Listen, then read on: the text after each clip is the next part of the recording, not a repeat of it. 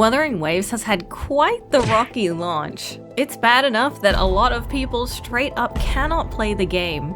Now, less than 2 full days after the launch of the game, Kuro Games has come out and apologized. But in typical Kuro Games fashion, it's more than just words. Let's take a look.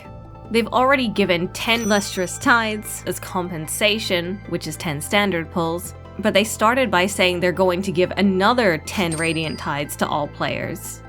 Anyone who reaches Union Level 2 by July 3rd will be able to take advantage of these. On top of that, they want to address a number of concerns the players have.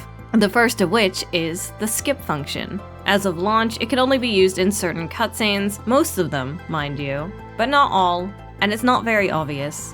So, they plan to redesign the skip function UI button, largely increase the skippable scenes in the main quest storylines, including the prologue in Chapter 1, support the skipping of character dialogue outside of cutscenes and cinematics, and add the companion story for Resonator Yinlin to the game soon. Not really sure why that last one is part of the skip section, because who would skip her? They mention that technical constraints mean they're unable to support the skipping of cutscenes, which I'm guessing accounts for any of those scenes that play automatically, like the really pretty ones.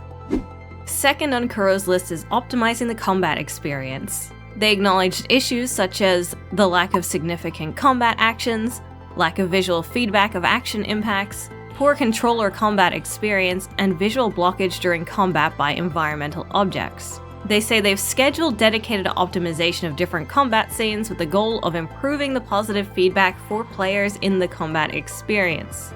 And also, they're working on improving controller things, like how you can't rebind any hotkeys at the moment on controller, which is kinda weird. But good to know it's coming soon. In fact, they say they're expediting it. And third, Kuro Games truly puts their money where their mouth is, because they are giving everybody a special item called Voucher of Reciprocal Tides, which is a free 5-star selector. You can choose any 5-star standard resonator you want for free. This is considered an event and it is available for the entire first year of the game's lifespan. And fourth, Kuro reassures us that they are working on other optimizations down the line. For example, art assets of certain NPCs, new layered map display function, and more echo transformations. It's been hard to watch as people I know can barely run the game sometimes, especially because there's a really special game underneath the really, really long tutorial. Hopefully this gesture of goodwill will go some way to proving what kind of developer Kuro Games is, but as someone who pulled Lingyang twice in a row, I'm just glad I can finally get Encore.